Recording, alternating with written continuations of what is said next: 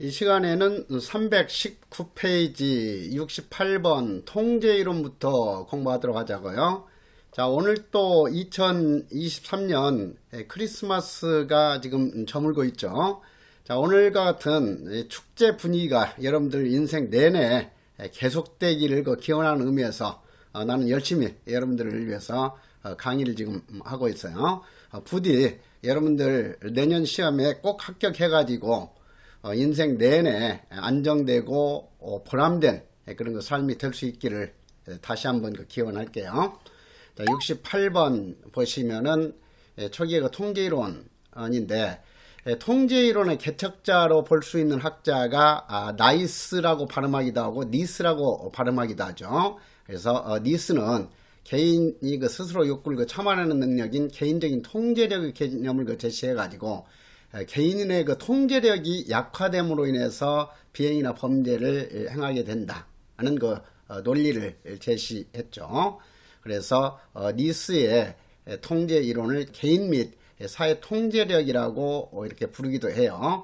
자, 그래서 그 점을 다시 한번 상기하도록 하고, 그리고 구체적으로는 나이의 통제 이론이 출제될 가능성이 높죠. 그래서 나이는 통제의 유형을 직접 통제와 간접 통제, 내부 통제 세 가지로 구분하면서 소년비행 예방의 가장 효과적인 통제는 간접 통제라고 주장을 했죠. 자, 그리고 이 세 가지 통제를 좀 더 세부적으로 구분하게 되면 직접 통제는 공식적 직접 통제와 비공식적 직접 통제로 구분할 수 있다. 자, 그렇지만은 간접 통제는 항상 비공식적인 간접 통제일 뿐이지 공식적인 간접 통제는 있을 수가 없어요. 자, 그래서 그 점을 좀 주의하면서, 그래서 이 나이는 공식적인 직접 통제가 소년병 예방에 가장 효과적이라고 보았다라든가, 아니면 좀 더 헷갈리기 쉽게끔 하기 위해서 비공식적인 직접 통제가 소년병 예방에 가장 효과적이라고 주장했다. 이런 식으로 바꾸는 함정 문제도 좀 주의할 필요가 있어요. 자, 그리고 3번에 있어서 네크레스의 봉쇄이론, 컨테인먼트 시어리를 봉쇄이론 또는 억제이론 또는 제지이론 이렇게 번역하고 있죠. 그래서 컨테인먼트는 그렇게 여러 가지로 번역을 할 수 있기 때문에 컨테인먼트 시어리 항상 이렇게 가로 쳐가지고 원어를 써줄 거예요.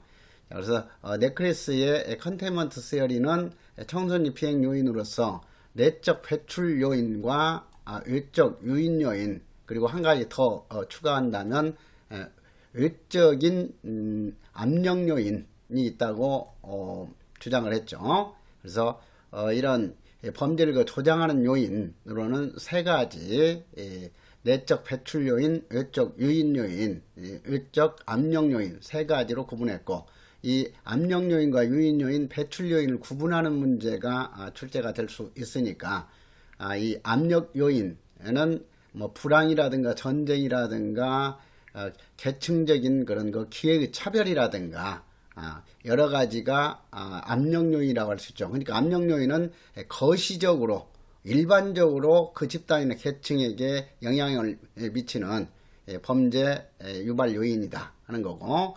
유인에서 신트를 얻자고 그랬죠. 유인은 자기 주변에 보다 더 미시적이고 상황적인 범죄 유발 요인을 말하는 것이다. 그래서 비행 친구와의 교제라든가 아니면 폭력적인 매스컴과 자주 접촉하는 거, 그리고 비행 성향을 지닌 사람과 동일시하는 거, 이런 것들이 다 외적 유인 요인이라고 할 수 있죠. 그리고 내적 배출 요인은 개인적인 어떤 스트레스라든가 개인적인 어떤 생물학적 심리학적인 그런 요인들, 이러한 것들이 다 내적 배출 요인이라고 할 수 있죠. 그래서 그러한 개념을 이해하고 있는지를 묻는 문제가 출제가 될 수 있으니까 그 점 주의하고, 그리고 이러한 내적 배출 요인이나 외적 유인 요인, 외적 압력 요인이 존재한다 하더라도 이것을 차단하는 봉쇄 요소, 봉쇄 요소 또는 억제 요소가 더 강하게 작동이 되게 되면은 범죄는 발생되지 않는다 하는 것 설명을 하고 있어요. 그래서 네크레스의 그러한 컨테인먼트 시어리의 중요한 논리를 다시 한번 이해를 하면 되겠죠.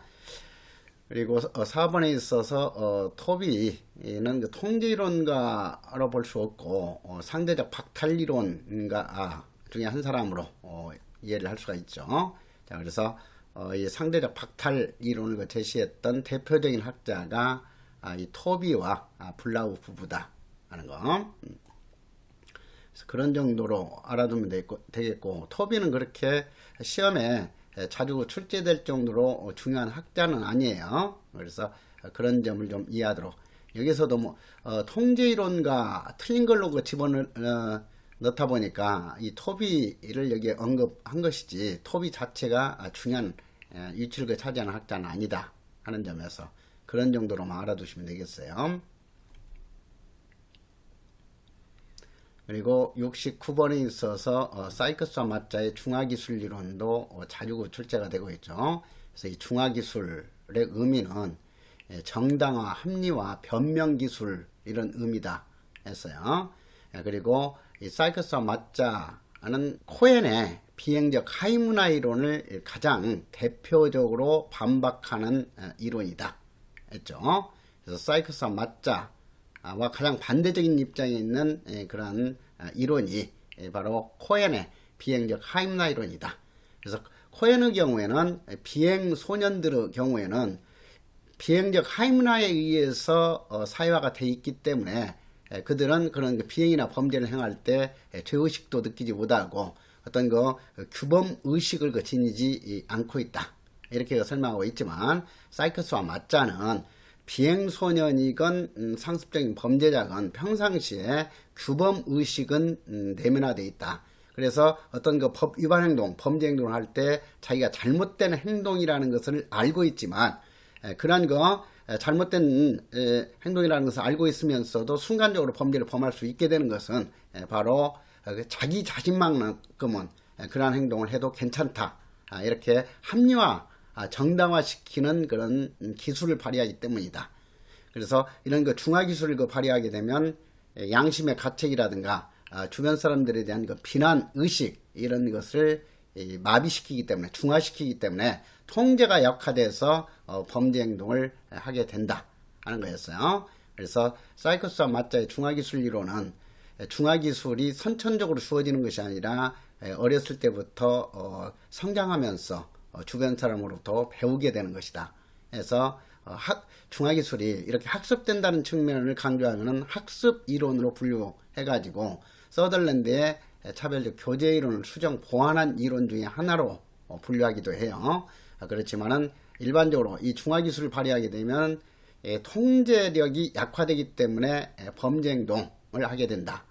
이렇게 설명할 수 있기 때문에 또한 이 중화기술을 통제 이론으로 분류하기도 한다 했죠. 그래서 그 점을 좀 이해하도록 하고, 그래서 이런 통제 이론으로 분류할 수도 있고 학습 이론으로 분류할 수도 있는 것이 또 한 가지가 네크레스와 디니즈의 자기관념 이론이죠. 그래서 그런 점을 좀 이해하도록 하면서, 그리고 중화기술 이론에서 주로 출제가 되는 것은 중화기술의 5가지 유형을 구분하는 문제가 출제가 된다 해서요. 그래서 다시 한번 사이커스와 마자의 중화기술의 5가지 종류, 첫째, 책임의 부정이지 규범의 부정이 아니고, 두 번째가 피해의 부정 또는 손상의 부정, 가해의 부정 이렇게 번역하고 있죠. 그리고 피해자의 부정인데 이것을 이 범죄자, 가해자의 부정으로 바꾸는 함정 항상 주의해야 되겠고, 그리고 비난자에 대한 비난을 피해자에 대한 비난으로 바꾸어서 또 함정을 유도할 수가 있어요.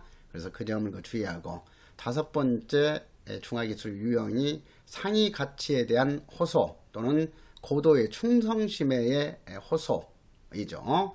자, 그래서 그 5가지 중화기술 유형 확실하게 기억을 하면서 사례형 하고 이렇게 개념을 연결하는 문제가 주로 출제가 되고 있죠. 자, 이 사회를 운영하는 지도층들은 다들 부패하고 도둑놈들이기 때문에 법을 어기는 것은 괜찮다. 내가 이 정도 법 어기는 것은 괜찮다.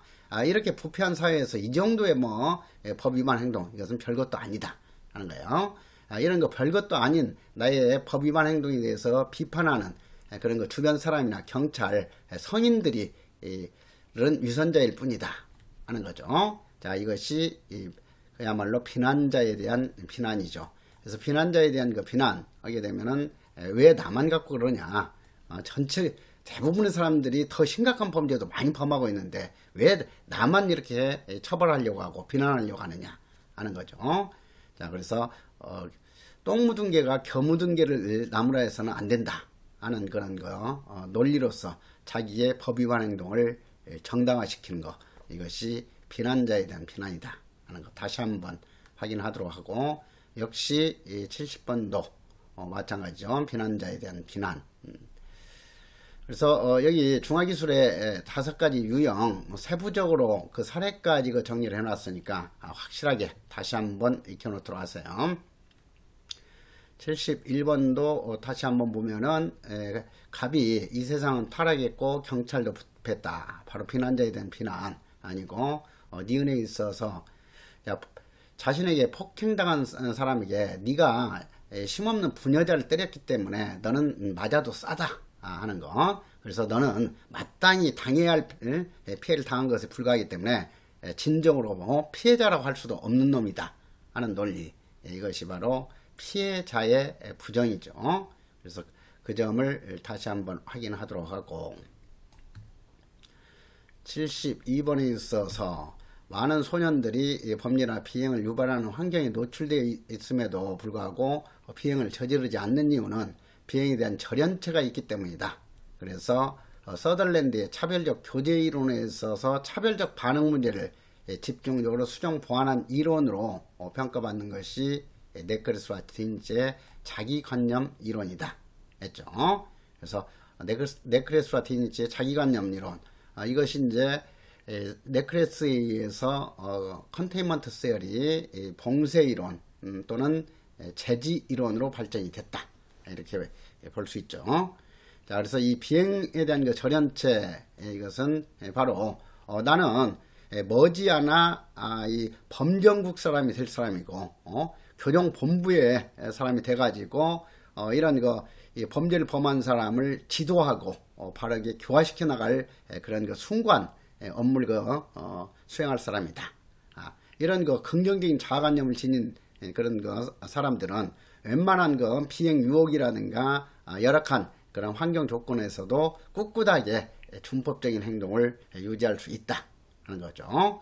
자, 그래서 자아관념 이론은 그런 정도로 기억하도록 하고, 그래서 자아관념 이론을 주장한 학자 이론까지 항상 같이 연결하라고 그랬죠. 네크레스와 디니츠의 자아관념 이론, 그리고 표류 이론 하게 되면 사이커스와 맞자의 중화기술 이론과 같은 맥락에서 맞자가 표류 이론을 제시했다 하는 거. 코엔의 비행적 하이문화 이론, 문화 갈등 이론을 대표하는 학자가 셀린이죠. 73번 보시면은 이것도 자 1번, 당신도 나와 같은 환경에서 자랐다면은 나처럼 불량 청소년이 될 수밖에 없었다. 나는 내가 이 법을 위반한 행동을 하고 싶어서 하는 것이 아니라 이런 열악한 환경 조건에서 생존하기 위해서는 어쩔 수 없다. 그래서 항상 자기의 법 위반 행동의 책임을 나무 탓으로 돌린다든가 아니면 불공정한 사회 탓으로 돌린다든가 아니면 내가 술 먹고 필름이 끊긴 상태에서 그런 행동을 했기 때문에 이것은 술 탓이지 내 탓이 아니다. 이렇게 돌림으로써 자신의 책임을 인정하지 않는 그런 정당화 기술, 이것이 뭐다? 책임의 부정이다. 그리고 당할 만한 짓을 했기 때문에 피해를 당한 것에 불과하다 하는 거. 그래서 마땅히 너는 당할 피해를 당한 것에 불과하기 때문에 내가 잘못된 것이 아니라 피해를 당한 네가 더 나쁜 놈이다 하는 논리, 이것이 피해자의 부정이죠. 3번에서 나의 잘못에 대해서 신이 벌한다면 몰라도 현재 부패한 사법당국이 나를 벌하는 것은 도저히 용납할 수 없다. 그래서 똥 묻은 개는 겨 묻은 개를 나무랄 자격도 없다 하는 비난자에 대한 비난. 4번에 있어서 나의 폭력적인 쟁의가 유법이긴 하지만 악덕 기업인으로부터 근로자의 정당한 권리를 보장받기 위해서, 그래서 자기가 주관적으로 생각하는 가치가 더 높은 가치다. 그래서 법을 위반하는 것보다도 그 법을 위반해서라도 그 높은 가치를 실현하는 것이 더욱더 바람직하다 해가지고 친구와의 의리를 지키기 위해서 친구를 괴롭힌 사람에게 폭행을 가했다. 그래서 나는 친구와의 의리 때문에 어쩔 수 없이 그러한 폭행 범죄를 할 수밖에 없었다. 사랑하는 내 자녀를 위해서 나는 우리 아이가 기죽지 않도록 하기 위해서 이렇게 명품 가방이나 신발, 옷 등을 훔쳐왔다. 그러니까 나는 범죄 범하는 것은 내가 인정하지만 나는 자식에 대한 사랑을 위해서 그런 행동을 했을 뿐이다. 이런 그 논리, 이것이 고도의 그 충성심의 호소죠. 또는 상위 가치에 대한 호소라고 하기도 하죠. 그래서 그런 유형들 다시 한번 이해하고, 그리고 5번에 있어서 다른 사람의 교통 위반 행위는 눈 감아주면서 나의 교통 위반 행위만을 문제 삼는 것은 차별적인 법 집행으로서 인정할 수 없다. 그래서 이런 거 차별적인 법 집행을 범죄 원인으로 보고자 하는 것은 갈등 이론이죠. 그래서 이 5번 이것은 사이코소마자의 중화기술의 어떤 중화기술 유형하고는 거리가 가장 멀다 이렇게 볼 수 있죠. 사이코소마자의 중화기술 이론도 합의론의 바탕을 둔 이론이지 갈등 이론으로 분류할 수는 없다. 자, 그 점을 이해하도록 하세요. 74번도 당연히 집단 따돌림의 경우 오히려 이 따돌림 피해를 당한 사람이 더 나쁜 사람이다. 이렇게 하는 것은 피해자의 부정이죠. 75번도 중화기술의 그 5가지 유형 아닌 것 구분하는 문제. 다시 한번 규범 부정, 책임의 부정을 규범 규정으로 바꿔서 고출할 가능성이 많다. 그리고 이 가해의 부정, 손상의 부정, 피해의 부정이라고 번역하기도 하고, 피해자의 부정이지 가해자의 부정이 아니다. 그리고 피해자에 대한 비난이 아니고 비난자에 대한 비난이다. 이런 것은 항상 주의하자고 그랬어요. 76번에 있어서도 가볍게 이제 파악이 되죠. 보석을 절도하면서 피해자의 부당한 방법을 본 재산이기 때문에 그 피해자는 당할 만한 피해에 당한 것에 불과하다 하는 거. 그래서 마땅히 당할 피해를 당한 것에 불과하다 하고 하는 논리, 피해자의 부정. 77번도 그러한 내용들 다시 한번 연습하는 문제들이죠. 그리고 78번에 있어서도 중화기술의 유형 확인하면서 79번 술에 너무 취해서 제정신이 아닌 상태에서 그런 행동을 했기 때문에 내 잘못이 아니라 술의 탓이다고 돌리는 것이 책임의 부정. 그래서 다시 한번 중화기술의 유형 확인하라는 의미에서 정리를 해놨죠. 그리고 80번에 있어서 유전무죄, 무전유죄 때문에 범죄를 저질렀다. 그러니까 범죄를 저지르게 된 것은 불공정한 사회 구조 탓이지 내 책임이 아니다 하는 책임의 부정 다시 한번 확인하고, 자, 이제 81번은 자기가 딸을 너무 사랑하기 때문에 딸에게 좋은 옷을 입히기 위해서 절도를 한 것에 불과하다. 그래서 나는 절도 범죄를 행한 것은 인정하지만은 그 범죄를 범하게 된 것은 내가 주관적으로 더 높은 가치를 지니고 있다는 딸아이에 대한 사랑, 그 가치에 충성하기 위해서 그런 행동을 한 것에 불과하기 때문에 나는 나쁘다고 생각하지 않는다 하는 논리, 이것이 상위 가치에 대한 호소이다 하는 것을 다시 한번 확인하도록 하고, 82번에 있어서도 중화기술의 유형 구분하는 거죠. 그래서 하나하나 다시 한번 구체적인 사례를 연결해서 이해할 필요가 있어요. 그래서 83번도 그러한 맥락에서 확인하는 그 문제들이죠. 자, 그리고 84번 보시면 범죄 이론에 있어서 1번 서덜랜드에 의하면 범죄 행동은 학습되고 범죄자와 비범죄자의 차이는 학습 과정의 차이가 아니라 접촉 유형의 차이라고 한다. 정확한 내용이죠. 그리고 뒤바꿔서 출제 잘 되고 있고, 자, 글래저의 차별적 동일시론에 의하면 범죄는 행위자가 단순히 범죄인 가치와 접촉함으로써 발생하는 것이 아니라 행위자 스스로 그런 그 가치를 자기와 동일시하는 그 단계로까지 나아가기 때문에 그런 행동이 학습돼 가지고 이루어진다 하는 거. 그래서 차별적 동일시론.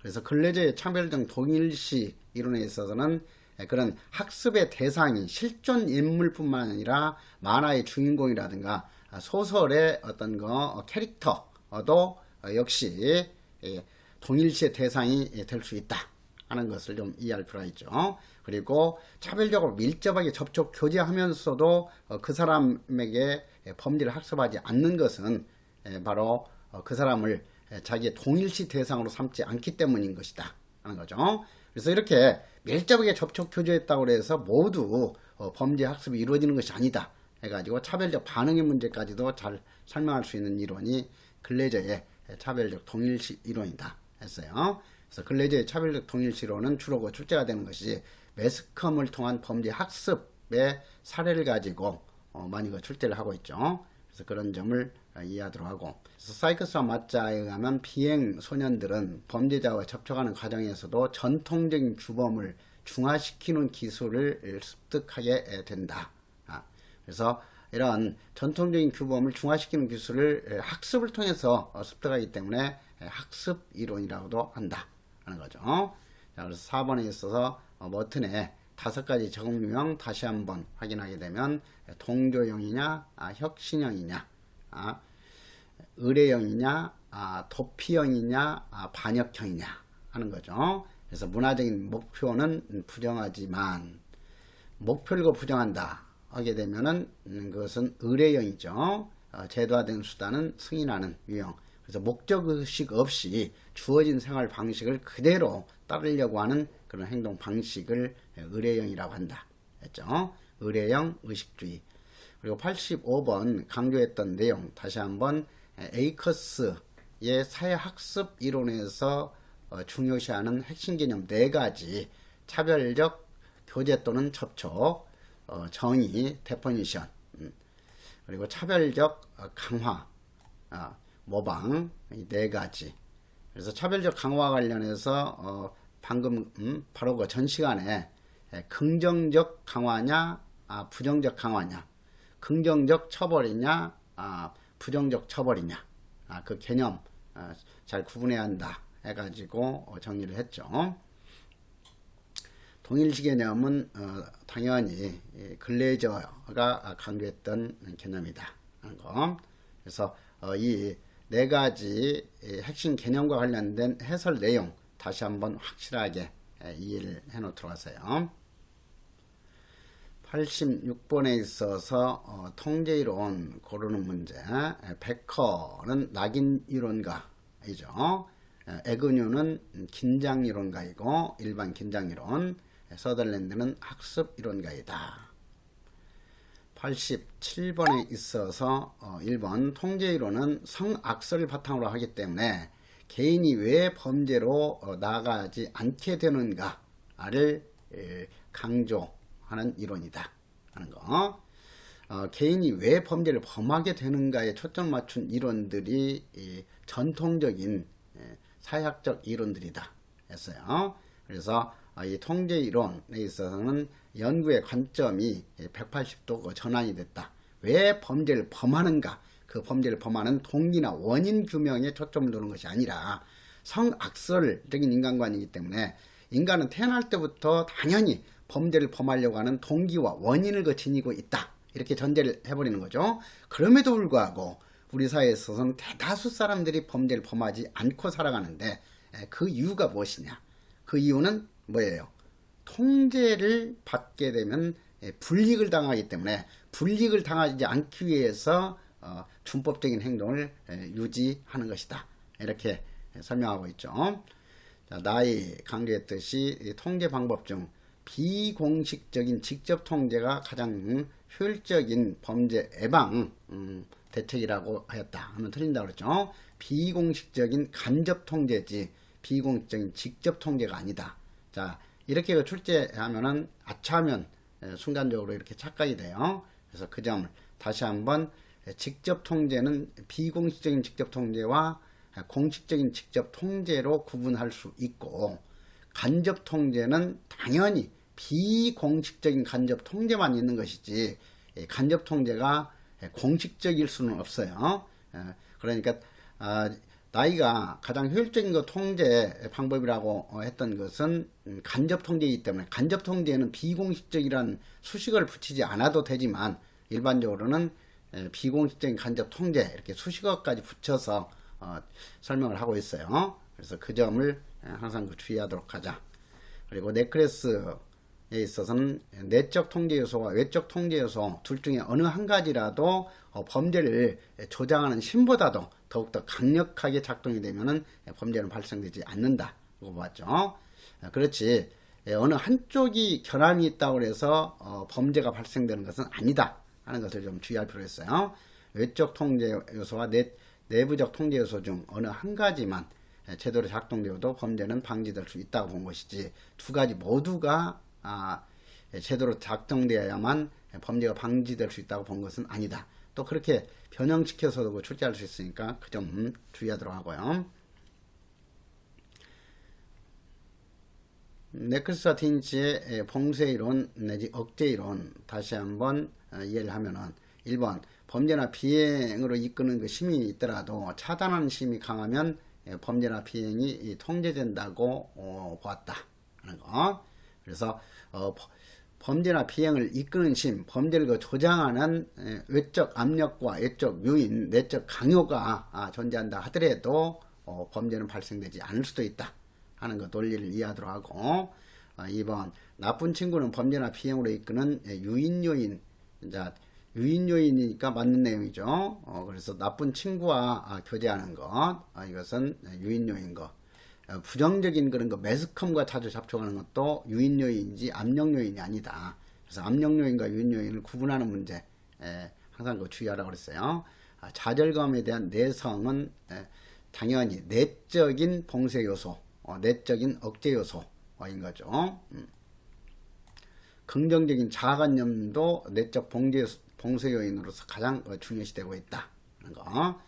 자기 통제력도 당연히 내적 봉쇄 요인이지 자기 통제력이 외부적인 어떤 통제 요인이 될 수는 없죠. 그래서 이런 유형으로 앞으로도 자주 출제할 거예요.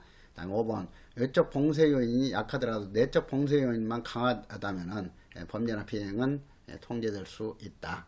그래서 다시 한번 범죄 조장 요소, 외적 압력 요인, 빈곤, 실업, 사회적 차별 이런 것이고, 외적 유인 요인, 미시적이고 상황적인 범죄 조장 요인이다. 그래서 우상적인 범죄인과 동일시하는 것, 대중매체의 유혹 이런 것들, 내적 강요 요인, 당연히 좌절감이라든가 개인적으로 공격성이 강하다든가 격정성이 높다든가 이런 즉시적인 쾌락 욕구, 충동성이 강하다든가 이런 것들이 다 내적 강요 요인, 배출 요인에 해당이 되겠죠. 그래서 다시 한번 그러한 개념들을 구분하도록 하고요. 자, 89번에 있어서 1번 통제이론은 사회적 상호작용 과정에서 행해지는 주위 사람들의 반응이 범죄 문제를 더욱 악화시킨다고 본다.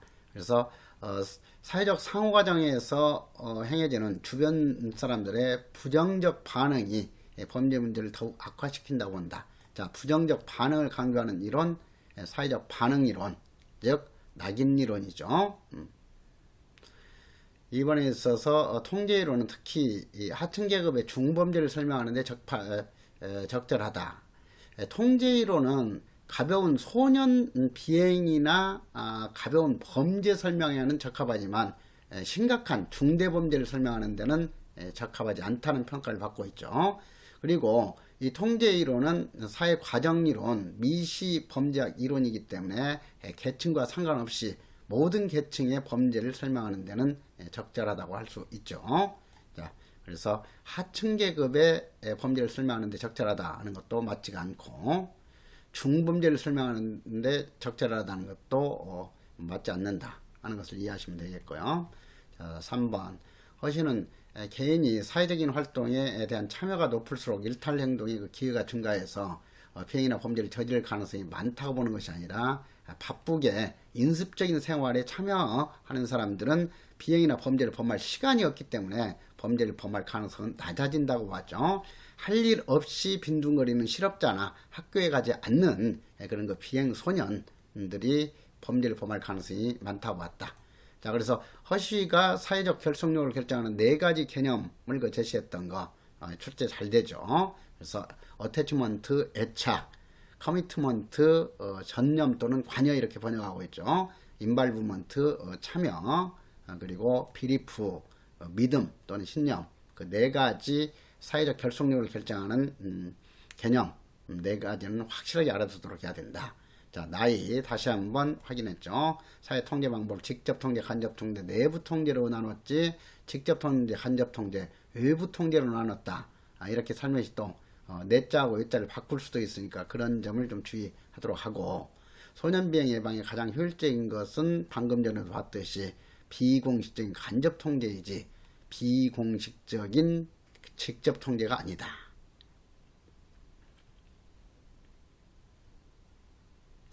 자, 90번에 있어서 나이는 특히 이 가정이 화목하고 서로 우애가 좋을 때 간접 통계력도 높아질 수 있다 하는 거예요. 그렇지, 서로 어떤 이 갈등이 심하고 하게 되면은 간접 통계력은 제대로 형성될 수 없는 거예요. 그래서 내가 기본 강의 하면서도 특히 이 통계 이론가들은 근본적인 범죄 예방 방법이 가와만사성이다, 이렇게 보는 관점이라고 그랬죠. 그래서 그런 점을 다시 한번 확인하도록 하고, 나이에 이런 거 간접 통제도 가정이 서로 화목하고 이 우애가 깊어야만이 형성이 될 수 있는 것이고, 그 다음에 허쉬의 사회 결속력을 결정하는 4가지 그 개념에 있어서도 애착, 어태치먼트가 가와 만사성과 관련이 깊죠.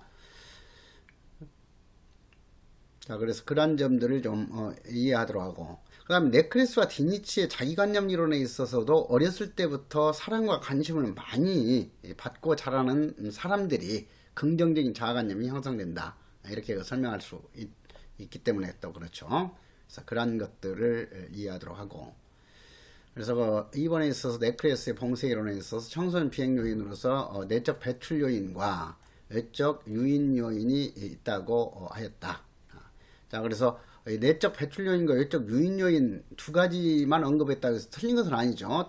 다른 것으로 이렇게 바꿔서 했다면 명확하게 틀린 거지만, 내적 배출 요인과 외적 유인 요인, 외적 압력 요인이 있지만 외적 압력 요인이 이렇게 빠뜨려졌다고 해서 무조건 틀린 것은 아니에요. 그래서 그 점을 좀 주의하도록 하고, 자, 3번. 코엔은 비행적 하이문화 이론은 중산계층이나 상류계층 출신이 저지르는 비행이나 범죄를 설명하기 못하는 한계가 있다.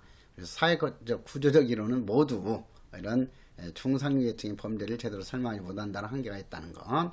4번에 있어서 클로드와 올린이 범죄적 하이문화는 합법적인 기구조와 비합법적인 기구조 모두가 차단된 상황에서 비합법적 구도가 차단되지 않고 비합법적인 기구조가 충분히 주어진 지역에서 범죄적 하이문화가 형성이 된다 하는 거죠. 그리고 합법적 기회구조는 하위계층 모두에게 다 차단됐다, 이렇게 전제하고 있어요. 그래서 그 점을 다시 한번 확인하고, 그래서 이런 범죄적 하위문화와 합법적 기회구조 모두가 다 차단된 상황에서 발생되는 것은 갈등적 하위문화와 도피적 하위문화다 했죠. 그래서 그 점을 다시 한번 확인하도록 하고, 그런데 폭력을 수용했느냐 수용하지 않았냐에 따라서 구분되는 것이 바로 폭력을 수용하는 하위문화가 갈등적 하위문화고, 폭력마저도 수용할 수 없는 그런 그 하위문화. 그래서 알코올 중독이나 약물 중독에 빠져가지고 일상적인 사회에서 생활하지도 못하는 유형이 도피적 하위문화다. 그래서 전형적인 이중 실패자는 도피적 하이문화다 했죠. 그래서 그런 것들도 다시 한번 이렇게 되풀이하면서 계속 정리해 나갈 필요가 있죠.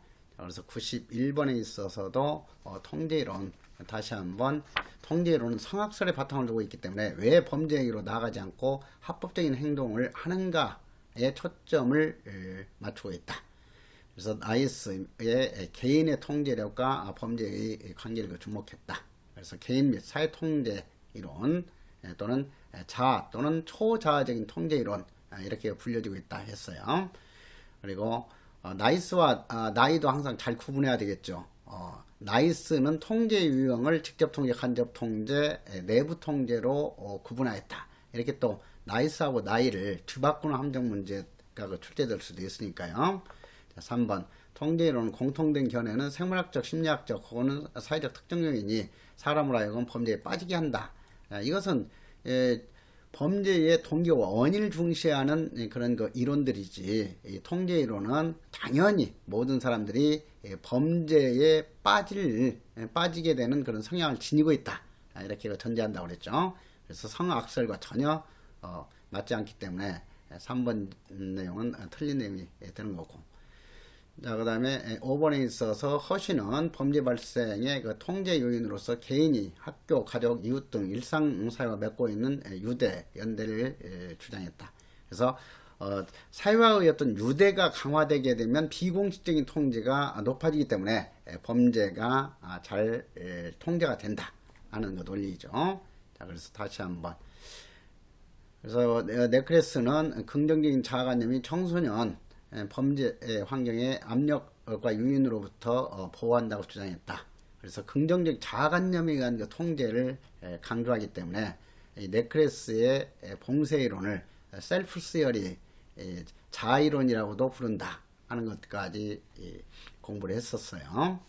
그래서 다시 한번 나이, 맞자. 자, 맞자는 비행 청소년들이 비행 가치를 받아들여서 비행을 나쁘지 않다고 생각하기 때문에 비행을 저지른다고 본 것이 아니라, 비행 청소년이나 범죄자들도 비행이나 범죄는 나쁘다는 것을 생각하고 있다. 즉 규범의식을 내면하고 있다. 그렇지만 순간적으로 중화기술을 발휘해가지고 양심의 가책이나 비난감을 이렇게 마비시키기 때문에, 중화시키기 때문에 범죄 행동을 하게 된다 하는 거죠. 이렇게 비행 가치를 받아들여 비행을 나쁘지 않다고 생각하기 때문에 비행을 저지른다고 보는 것은 코엔의 입장이다 하는 거죠. 그래서 그 점을 다시 한번 확인하도록 하고, 그래서 하이문화 이론가들인 코엔과 밀러의 비행적 하이문화 이론에 있어서는 그런 비행적 범죄적 하이문화에 의해서 이렇게 사회화가 돼 있기 때문에 자기의 행동이 나쁜 행동이라는 것도 인식하지 못한다 하는 논리라는 것. 그래서 그 점을 좀 주의하도록 하고, 그 다음에 4번에 있어서 카프레슨과 허쉬의 자기 통제 이론도 출제 빈도가 매우 높죠. 그래서 92번을 통해서 이러한 중요한 통제 이론의 핵심적인 특징을 다시 한번 파악하도록 하세요. 그래서 별표 3개 해가지고 92번을 중심으로 해서 해설까지 자세히 읽으면서 다시 한번 확인하시고요. 자, 93번에 있어서도 자기 사회 유대이론, 소년은 자기가 좋아하고 존경하는 사람의 기대에 민감하고 그들이 원하지 않는 경우 비행을 멀리하게 된다. 애착에 의한 통제라고 할 수 있죠. 그래서 그 점을 이해하고, 또 이것을 이렇게 그들이 원하지 않는 경우 비행을 멀리하게 된다 하게 되면, 나이로 설명하게 되면 이것은 간접 통제하고도 관련이 되는 거예요. 그래서 그렇게 또 변형시켜 가지고 맞는 내용으로 출제할 수도 있어요.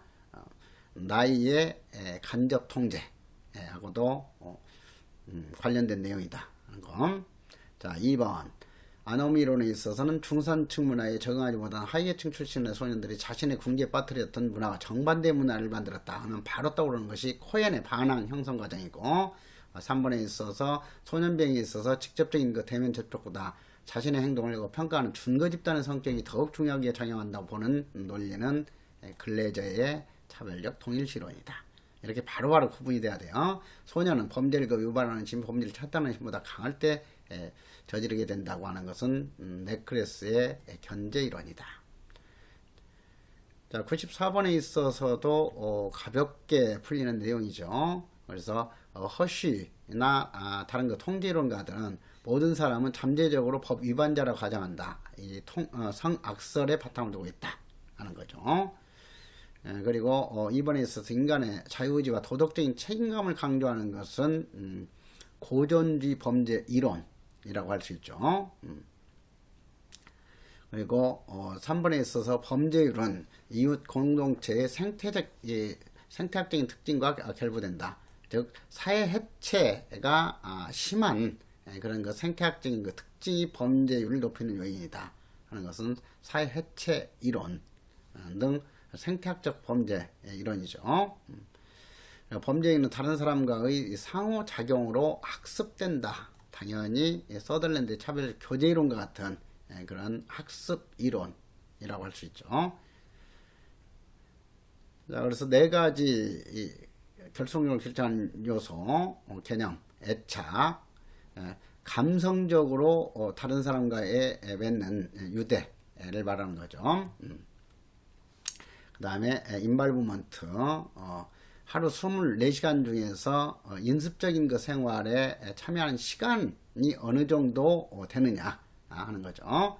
자, 그래서 이런 그 인습적인 생활에 참여하는 시간이 많을수록 범죄를 저질 가능성이 낮아진다고 보았던 것이지, 이런 참여가 많아질수록 범죄 가능성이 높아진다고 보는 것은 아니다 하는 것을 다시 한번 확인하도록 하고, 자, 신념.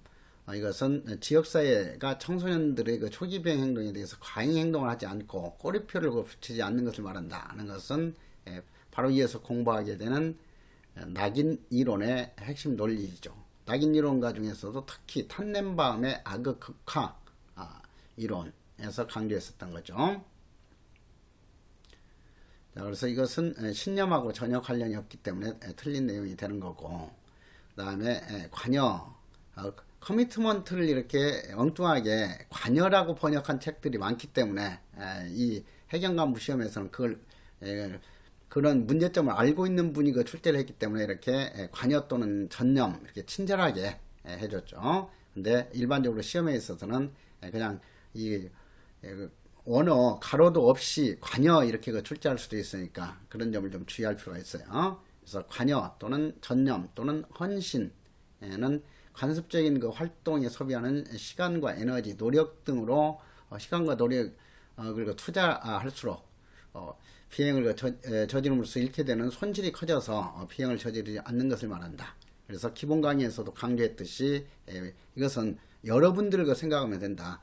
여러분들은 지금 시험 준비가 철저하게 잘 돼 있기 때문에 지금 범죄를 범하게 되면 장차 공무원으로서 누리게 될 어떤 보상이 다 날아간다고 생각하기 때문에 차마 그런 범죄를 행하지 못한다 하는 거죠. 그래서 이런 자기의 어떤 목표에 대한 열망과 의지가 강하면 강할수록, 즉 그것에 대한 전념도가 강할수록 범죄를 범할 가능성이 낮아진다 하는 것. 자, 그래서 좀 구체적으로 풀면은 그런 자기가 열성적으로 어떤 투자했던 그런 삶의 목표, 이것이 강하기 때문에 또 그렇게 이 전념도가 높은 것은 그것을 이루게 되면 자기에게 엄청난 어떤 혜택, 보상이 주어진다고 생각하는 거죠. 그런데 범죄나 비행을 범하게 되면 그러한 것들이 다 상실된다는 그 두려움이 크기 때문에 범죄 행동을 하지 못한다. 그래서 공부 잘하고 모범적인 소년일수록 비행을 범할 가능성이 낮아지고, 시험 준비가 잘된 수험생일수록 범죄를 범할 가능성이 낮아진다는 것을 잘 설명하는 것이 뭐다? 관여다. 이렇게 이해를 했어요. 그래서 다시 한번 그런 구체적인 사례까지 좀 이해를 하시면 좋겠고, 그런 것을 이해하게 되면 간단히 경찰 관련 학과에 진학해서 전공 과목에서 A학점을 취득하기 위해서 수업에 집중하면서 거기에 전념하고 있다 하는 것이 전념 또는 관여이고, 그 다음에 학생 순찰대에 가입해 가지고 방과 후에도 어떤 술집이라든가 이런 데 다니는 것이 아니라 이렇게 인습적이고 건전한 생활에 참여하는 시간이 매우 많게 되면은 범죄나 비행을 범할 기회가 낮아진다 하는 것이 참여라는 거. 자, 97번을 통해서 허쉬의 이론 다시 한번 확실히 정리하기 위해서 별표 2개 하시고요. 자, 1번 모든 그 사람은 범죄성을 지니고 있는 것이 아니다 하는 것이 바로 틀렸죠. 성악설의 바탕을 두고 있기 때문에 모든 사람들은 범죄를 범할 그런 그 잠재적 가능성을 지니고 있다고 보고 있죠. 자, 2번에서 사회유대이론은 비행 원인론이라는 그 저서를 통하여 발표되었다. 3번에서 사회계층이론 중 사회유대이론 중에서 애착이라는 것은 청소년이 상대방과의 관계를 중요하게 생각해서 감정적으로 맺는 유대감이다. 이건 정서적 감정적 유대감이 애착이다. 자, 4번에 있어서 허쉬이론은 주로 청소년 비행을 설명하기 위해서 제시됐지만 다양한 범죄에 적용할 수 있다. 그러나 중대범죄에는 적용하기 어렵다는 한계가 있다 하는 거죠. 98번에 있어서 인간의 본성은 악하기 때문에 그냥 두면 범죄를 저지를 위험성이 높다 하는 것은 당연히 성악설의 바탕을 둔 그런 통제 이론들이죠. 자, 그래서 이 통제 이론을 대표하는 것이 허쉬죠. 허쉬. 나에 있어서 저는 다르게 생각합니다. 악하게 태어난 것이 아니라 주변 환경의 영향 때문에 악해지는 것이다. 그래서 아동이 범죄자로 성장하지 않도록 하기 위해서는 범죄 행동을 부추기는 사람과 접촉을 차단하는 것이다. 자, 그래서 사람은 준법적으로 태어나는 것도 아니고 범죄적으로 태어나는 것도 아니다 하는 거. 백지 상태로 태어나는데 주변 환경이 검은색이면 검은색에 물들고 하얀색이면 하얀색에 물든다. 그래서 까마귀 노는 곳에 백로에 가지 마라 하면서 예를 들었던 것이 서덜랜드의 차별적 교제이론과 같은 학습이론이죠. 그래서 학습이론은 백지설의 바탕을 두고 있고 허쉬나 가프레드슨의 통제이론은 성악설의 바탕을 두고 있다 하는 거예요. 그런데 지금 여기 1번 같은 경우는 가프레드슨은 가 하면 맞는 내용이 되지만은 허쉬가 틀렸기 때문에 이건 정답이 될 수 없고, 자, 그렇게 이해를 할 필요가 있죠. 그 다음에 3번에 있어서는 에이커스도 학습이론가고 서덜랜드도 학습이론가이기 때문에 이것은 나에만 해당이 된다 할 수 있죠.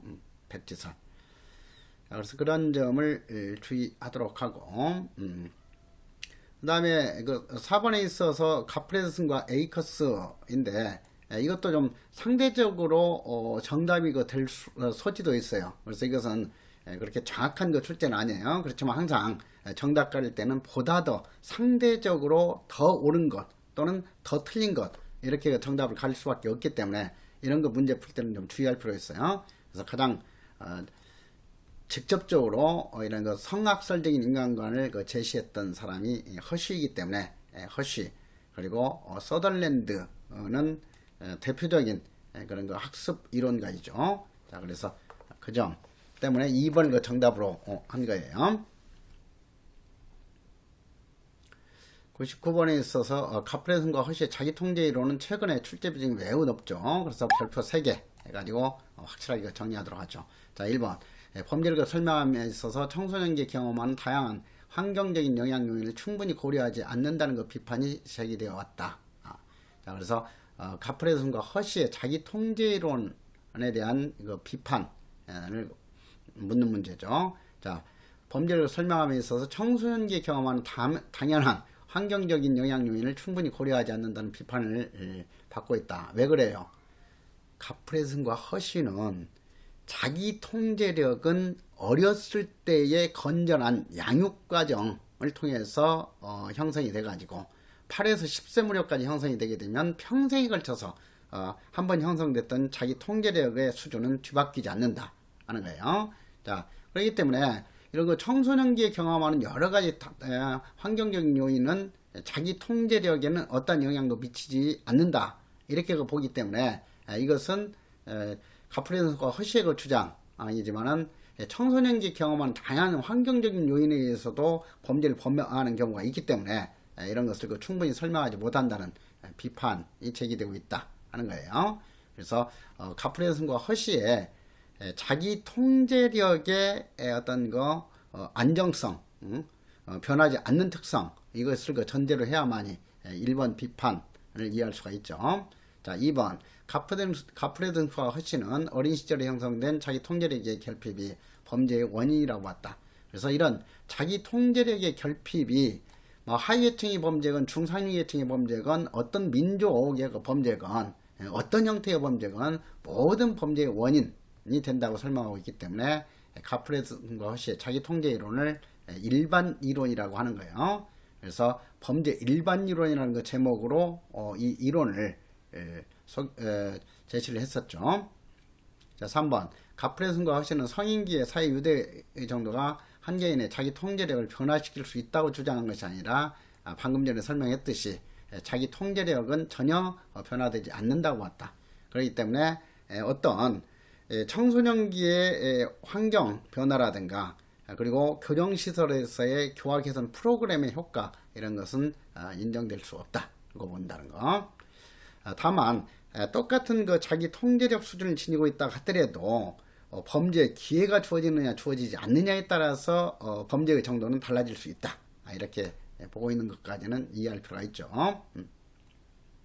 그래서 4번 가프레든과 허씨는 자기 통제력이 의 상대적인 수준이 부모의 양육 방법으로부터 큰 영향을 받는다고 봤다. 그래서 자기 통제력이 높게 형성이 되려면 8세 내지 10세 이전까지 부모들에게 건전한 양육 과정을 거쳐야 된다 하는 거죠. 그래서 100번에 있어서도 다시 한번 자기 통제 이론 핵심적인 내용을 이해하기 위해서 100번도 별표 2개 해가지고 확실하게 이해를 해두도록 하세요. 가프레든과 허씨의 자기 통제 이론은 최근에 21세기에 와서 가장 많은 관심을 받고 있는 그 이론이죠. 그래서 출제 비중도 매우 높아지고 있다 하는 점에서 다시 한번 확인하라는 거야. 자, 1번 가프레든과 허씨는 성인기의 사회유대 정도가 한 개인의 자기 통제력을 변화시킬 수 있다고 주장했다. 바로 틀렸죠. 그래서 그 점을 주의하고 가프레든과 허씨는 자기 통제력은 상대적 수준이 부모의 양육 방법으로 큰 영향을 받는다고 봤고 어린 시절에 형성된 자기 통제력의 결핍이 모든 범죄의 원인이라고 했다. 범죄를 설명에 있어서 청소년기에 경험하는 다양한 환경적인 영향 요인을 충분히 고려하지 않는다는 비판을 받고 있다. 그래서 지금 99번하고 유사한 그 내용이지만은 여기에서 100번을 통해서 더 해설을 자세히 해놨으니까 확실하게 이해를 하도록 하세요. 그래서 가프레든과 허씨의 자기 통제 이론 이것은 반발달 이론으로 이렇게 보기도 하고 잠재적인 속성 이론, 잠재적인 특성 이론으로 이렇게 설명하기도 한다 하는 거예요. 자, 그래서 그러한 내용들까지 여기 자세히 설명을 했으니까 확실하게 이해를 좀 하도록 하시고요. 자, 101번에 있어서도 다시 한번 이 자기 통제 이론은 모든 인구 사회학적 집단에서 발생하는 모든 범죄 유형과 범죄 행위를 설명할 수 있다고 주장하기 때문에 일반 이론이라고 한다 하는 것. 그래서 2번에서도 강조했듯이 이 유년기에 형성된 자기 통제력은 개인의 그 상황과 생애 과정 경험에 따라서 변화되지 않는다 하는 거. 그리고 3번에 있어서 낮은 자기 통제력의 주요 원인이 청소년기에 경험한 비행친구와의 교제가 아니라 어렸을 때의 양육 과정의 결과이다 하는 거. 그리고 4번에 있어서 청소년은 사회통제로부터 벗어나 합법과 위법 사이를 표류하여 비행을 저지른다는 것은 맞자의 표류이론이다 하는 거. 그런 것들을 다시 한번 구분하는 내용들이고 102번도 종합적인 내용 다시 한번 확인시키고 있죠. 103번에 있어서도 가프레든과 허씨의 자기 통제 이론 확실하게 이해하고 그다음 104번을 통해서도 관련된 이론들 다시 한번 보면 도심 지역에서 주민 이동성과 이질성이 범죄 발생을 유도한다고 보는 것은 버식과 앱의 사회 해체 이론이죠.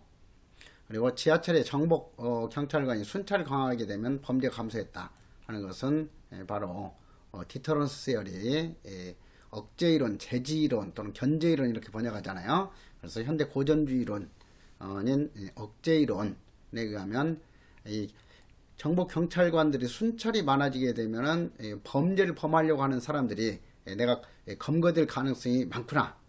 그래서 처벌에 대한 두려움 때문에 차마 범죄 행동을 하지 못하는 경우가 많다는 것.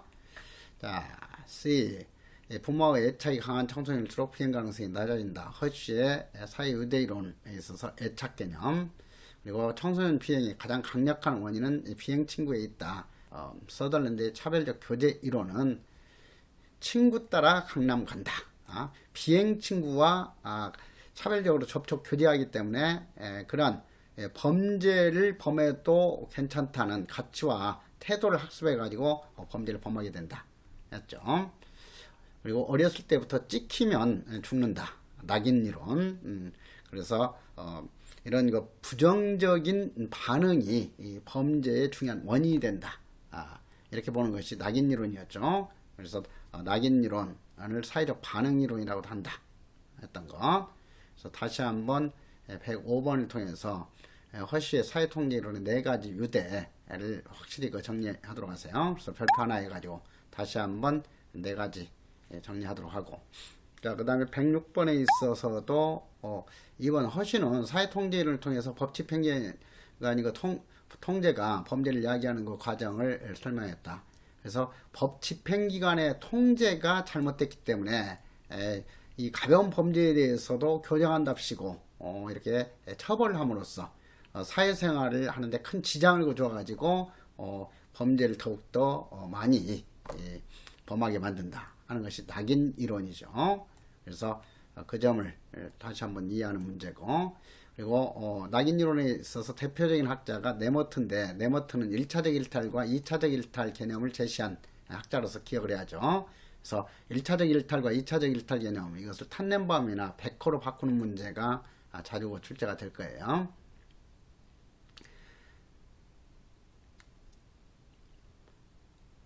그리고 107번에 있어서 이것도 사례형 문제 상당히 수준 높게 출제한 거죠. 자, 보시면은 A는 고교 진학 후 좋은 성적을 내야 한다는 심리적인 부담과 급작스러운 부상으로 야구를 그만두고, 그래서 이 목표와 성취 사이의 괴리가 부정적인 그런 감정을 유발한다. 이런 목표와 성취 사이의 괴리, 불일치가 긴장의 원인이다 하는 것이 애군위의 일반 긴장 이론이죠. 그리고 소속팀을 떠나가지고 음주흡연, 성인오락 출입 등 방황과 일탈로 시간을 보내던 중 자신이 정말 원하고 좋아하는 일이 야구 그 자체였음을 깨닫고 다시 어렵사리 야구로 돌아왔다 하는 거. 이것은 이제 내적인 통제가 작동이 됐다고 볼 수 있죠. 그래서 긍정적인 자아관념에 의한 내적 통제가 강화돼 가지고 더 이상 비리나 범죄를 행하지 않게 됐다 하는 거. 그리고 일탈적인 생활 습관이 추후 선수 생활을 유지하는데 지장을 줄 수 있다고 생각해서 비행 친구의 유혹을 물리치고 운동에만 매진했다 하는 것은 커미트먼트, 전념 또는 관여라고 할 수 있죠. 자, 그래서 2번 허쉬에 따르면 사유대 이론은 A가 야구부에 복귀 후 친구의 유혹을 뿌리치고 운동에만 매진하는 것이 전념, 관여에 해당한다 하는 것. 그리고 3번에 있어서 네클레스 봉쇄 이론에 따르면 A의 비행 중단, 이것은 외적 봉쇄 요인보다는 긍정적인 자아관념에 의한 내적 봉쇄 요인의 작용이 컸다 하는 거죠. 그리고 4번에 있어서 카프레슨과 허쉬의 자기 통제 이론에 따르면 A의 비행은 전형적인 낙인 통제력의 사례에 해당한다. 그런데 이 사례에 있어서는 낮은 통제력 때문에 이 충동이 억제되지 않아 가지고 범죄를 범하게 됐다 하는 것하고는 전혀 관련이 없잖아요. 자, 그래서 4번은 이 사례하고는 가장 거리가 멀기 때문에 틀린 내용이다 하는 거예요. 자, 108번에 있어서도 다시 한번 갓프레슨과 허쉬의 낮은 자기 통제 이론. 그래서 이러한 자기 통제력은 아동기에 형성한다가 맞는 건데 이것을 청소년기에 형성한다로 바꾸는 함정도 주의할 사항이에요. 2번 코에는 합법적인 수단이 이용하지 않을 때 비합법적인 수단에 호소하게 되지만 이러한 합법적 및 비합법적인 수단이 모두 이용 가능하지 않을 때 이중 실패자가 된다. 자, 이중 실패자를 강조 했던 것이 클로드 올린의 차별적 기회 구조 이론이죠. 그리고 샘슨의 집합 효율성 이론, 지역사회 구성원들이 범죄 문제를 공공의 적으로 인식하고 이를 해결하기 위해서 적극적으로 참여하는 것이 범죄 문제 해결의 열쇠가 된다. 그래서 이렇게 적극적으로 참여하는 정도가 강하면 집합 효율성이 높아지기 때문에 그 지역은 범죄율이 낮아진다. 그래서 집합 효율성은 비공식적인 통제하고도 같은 개념으로 봐도 된다 했죠. 그래서 샘슨의 집합 효율성 이론 다시 한번 확인하도록 하고, 네클레스는 범죄 다발 지역에서 살면서 범죄인 집단과 접촉하더라도 비행행위 가담하지 않는 그 청소년들에는 좋은 자아관념을 가지고 있기 때문이다. 좋은 자아관념, 이것을 긍정적인 자아관념이라고 번역하기도 하죠. 자, 그래서 이것은 정확히 말하면 네클레스와 디니츠의 자기관념 이론하고도 관련이 크죠. 그래서 그런 내용들 다시 한번 확인하도록 하고, 109번 기초적인 내용 이제는 쉽게 바로바로 이해가 되죠. 그리고 110번에 있어서 통제 이론을 종합해 놓은 것이니까 다시 한번 별표 3개 해가지고 나이스, 나이, 그리고 네클레스, 허쉬 그 통제 이론까지 확실하게 이해를 하도록 하세요. 4번에 있어서 범죄는 사회적으로 용인된 기술을 학습하여 얻은 자기 합리화 결과다. 자기 합리화 기술, 이것이 중화기술이죠. 그래서 이것은 사이코스 마자의 중화기술 이론 또는 표류 이론에 해당하는 주장이다 하는 것. 자, 111번부터 낙인 이론에 대해서 정리가 되어 있죠. 낙인 이론도 간단하게 이해할 수 있어요. 자, 그래서 다시 한번 이 낙인 이론은 어떤 이론이냐 하게 되면은 가벼운 어떤 그 비행이나 범죄에 대해서 처벌하거나 비행소년이라는 부정적인 그런 그 낙인을 찍게 되면 그런 그 낙인이 오히려 더욱더 중요한 범죄의 원인이 된다고 보는 거죠. 그래서 낙인 이론과 반대적인 그런 거 주장을 하는 이론, 이거 출제될 수 있는데 그것은 고전주의 범죄 이론이나 이 디터런스 시어리, 억제 이론이 낙인 이론과는 반대적인 주장이다. 왜냐하면 이 고전주의 범죄학 이론이나 디터런스 시어리, 이 억제 이론의 입장에서는 형벌을 신속하고 엄중하게 확실하게 할수록 범죄가 줄어든다고 보는 거죠. 그런데 낙인 이론은 처벌하게 되면 범죄가 줄어드는 것이 아니라 오히려 범죄가 더 많이 발생되게 된다 하는 거 주장이에요. 그래서 내년 그 시험에 있어서는 그 낙인 이론하고 억제 이론이 서로 반대적인 그 주장이다 하는 것 가지고 출제할 가능성이 매우 높죠. 그래서 첫 번째로 그걸 설명을 한 거예요. 자, 그 점을 확실하게 좀 알아두도록 하고, 자, 그래서 이 낙인 이론 이것은 상호작용주의 관점의 이론이고, 이 상호작용주의 관점의 그 이론이면서 이것은 갈등 이론적인 그런 거 성질이 강하다 했어요.